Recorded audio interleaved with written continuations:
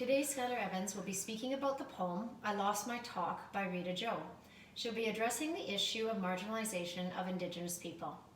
Hi, Skylar. Hi, thank you for having me. Thanks for being here to answer some of the questions. So, in what ways has Rita Joe represented a marginalized voice, do you think, in her poem? Well, Rita Joe represents a marginalized voice through her poem because she was an Indigenous girl who grew up at the Shubenacadie Residential School in Nova Scotia. All Atlantic Canada children were placed there. She expresses how she was truly marginalized against by her saying that she was taught to think, speak, how to act, just like the Europeans. She was assimilated into European culture against her will. Oh, that must have been terrible for her. So, in what ways do you think that Rita Joe showed a response to having been marginalized? Well, she showed a response to having been marginalized in two very different ways. Her first natural response was to get mad and blame the Canadian government for the ways and the struggle that they put her through. She was mad for the ways that the church forced them to learn the Christian way. They completely took her culture away. She expresses that when she says, "My talk you took away." And then as we start to get into more of the poem at the end, in the fourth stanza, she starts to accept the fact that it has happened and starts to become more calm and gentle and a little bit of sadness as she's saying, "So gently I offer my hand and ask, let me find my talk so I can teach you about me." She's asking people to listen to her and allow her to teach about her culture. She just wants to express her culture and the beauty of it. Yeah, that's a very important message. So, what do you think the overall theme is of this poem? Well, the overall theme is assimilating others and marginalizing them is really tragic and leaves a big impact on the individual. She completely lost her culture and her Indigenous history, all of her childhood experiences. She says, "I lost my talk, the talk you took away," saying even something as small as a language or as important as a language, they took away. The theme is also about the courage to speak up against it, ask people to learn and appreciate her culture, and she never wants it to ever happen again. Okay, so what do you think then the tone is of this poem? Well, the tone shifts throughout the poem, certainly. In the second stanza, the tone is very angry and accusatory. She says, "You snatched my talk away." She's mad that the Europeans' way is more powerful and that her language and culture was not seen as nearly as important. In her final stanza, the tone is shifted more to an acceptance and desire to make a change. She wants to teach others so she doesn't lose any more of her culture. Okay, I agree. So, in what ways do you think that this genre that she chose was important in representing the marginalized voice?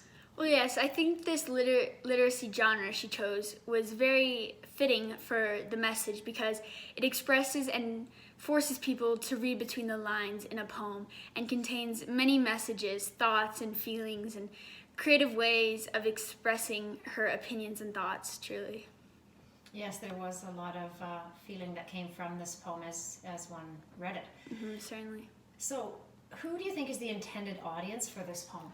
Well, I think everyone should read this poem and everyone should be able to express the message that she is, or learn the message that she is trying to express. It is very eye-opening and brings awareness to the terrible time in our history and how much Indigenous people were and still are stereotyped against and marginalized against. This poem helps people gain insight and empathy who don't know exactly what it's like to be marginalized or what it's like to be in those residential schools. She's trying to ask, it helps to learn, have people learn and reflect on what happened. She's asking people to understand and appreciate the Indigenous culture and history. It is a very beautiful culture, and it's important that everybody learns about it. For sure. So, how has this poem furthered your understanding of the Indigenous marginalized voice? Well, this poem has definitely furthered my understanding in this topic because I've learned a lot about what happened to the Indigenous people. I now understand completely about what residential schools are and that children are completely separated from their families and communities and travel far away just to get to these residential schools against their will, where they are completely stripped of their culture and their beliefs and their uniqueness and creativity. And it's very sad that it's a part of Canadian history of how badly Indigenous people were treated, and that they still carry on with this stereotype of being less than others. Yes, this is something that Canadians should never forget. So that Yes, this topic really needs to bring awareness to the problem. You're right. So, what techniques did Rita Jo use to convey her message? Well, the techniques that she used is a poem. Within her poem, she expresses the important messages through her 4 stanzas that range from 3 to 5 lines, and it was really well written. It explains her struggle as a child fully and uses short statements to create the feelings for the reader. Okay, so how has the perspective of Rita Jo influenced the poem itself and its overall message? Well, I think the perspective of Rita Jo has definitely influenced the poem and the message, because her perspective is from her experiences and what she's been through. It allows readers to understand her emotion and try to sympathize for what she was going through and still going through. She knows how it feels, or she wants people, it helps people understand, to know how it feels to be marginalized, and she wants people to be accepting of that and bring awareness to how it feels to be marginalized against truly. I agree. It makes it very possible to talk about when you've experienced it yourself, so that you can relate that for others. So, was the poem effective in conveying its message, do you think? I think the poem was very effective in conveying its message. The poem was indeed short, but it conveyed the message of marginalization against Indigenous people very well.